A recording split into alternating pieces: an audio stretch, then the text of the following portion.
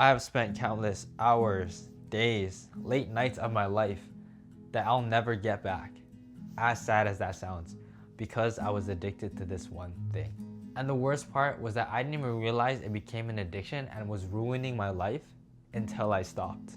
Ladies and gentlemen, those late nights of just scrolling through your phone, searching through the web for that one perfect video to satisfy the urge of the moment, I am proud to say that I am 120 plus days goon free.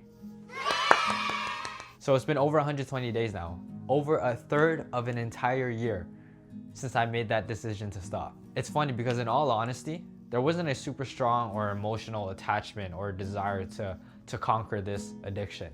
I was just browsing on YouTube and watched one of Jack Paget's video about the topic of how he was gooning and it was ruining his life. And I just thought, let's try it. Why not? And here we are, 120 days later. But it wasn't like I woke up one day and just decided to quit. No, this has been in the back of my mind for many, many, many years now. And I've tried numerous times to stop. And trust me, it's hard, it's tough. And I've fallen back so many times. And every time I relapsed, I felt guilty and so unproud of myself that I couldn't stick to it. I let the temptations and temporary pleasures overtake me in those moments. So how was I able to cold turkey and say, F it, let's try it, and still be sticking with it? It's actually pretty simple. Number one, keeping busy. I found that keeping busy has helped me out tremendously throughout this entire journey and process so far. It has allowed me to keep it off my mind.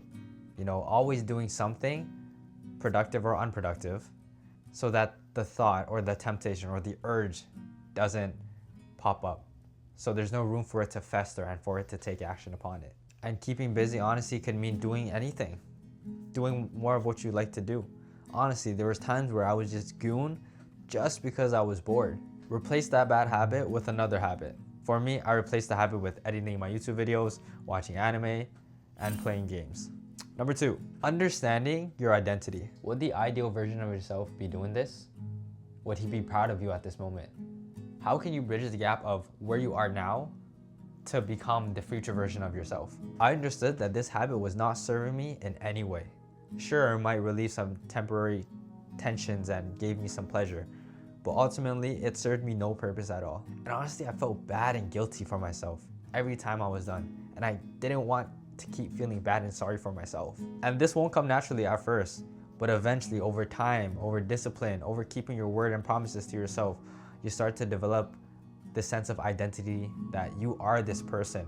You are someone who doesn't partake in this type of activity anymore. And number three, don't count the days, take it day by day.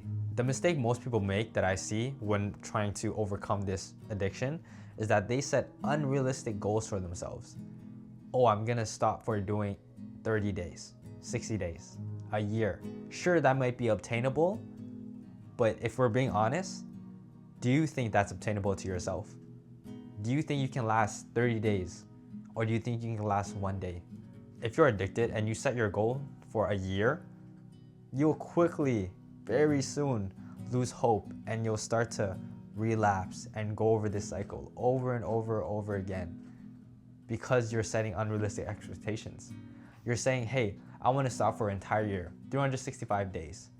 But after day 2, after day 3, after 1 week maybe, you might relapse. And you think, what is 1 week out of 52 weeks? What is 1 day out of the 365?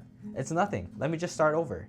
But that's not how we have to think, my friends. We have to take it day by day, 1 day at a time. Not think, oh, I want to do it for 2 weeks. Or not think, I want to do it for 3 months. 1 day at a time. Can I survive today? Yes. The next day happens. Can I survive tomorrow? Just tell yourself to get through today, every single day. And sooner or later, you'll realize it's been 3 days. It's been a week, a month, 2 months, half a year, a full year, and you haven't relapsed. In all honesty, my friends, the decision is easy, but the discipline is the hard part. I'd be lying if I told you that the first few days or weeks were easy. No, they were tough, especially on second week. Second week was tough as hell for me. I almost relapsed, but I just kept thinking to myself, I just need to make it through today. This moment will pass, and then tomorrow will come. I kept myself very busy, very occupied, doing a bunch of things. But all honestly, it also helped that in my life there are a lot of things going on which occupied my mind that didn't allow room for those thoughts to enter into my brain. But yes, there are times where those lustful thoughts do flow into my mind, and I am fighting for my life against my inner demons. But I promise you, as the days go on, as the weeks go by, it gets easier and easier and easier, because the hardest part is starting. The hardest part is the first day, is the second day, the third day, the week, the first 2 weeks. That's the toughest part. But as you go on, trust me, it gets easier and easier and easier, because now it's a habit. Now it becomes an identity.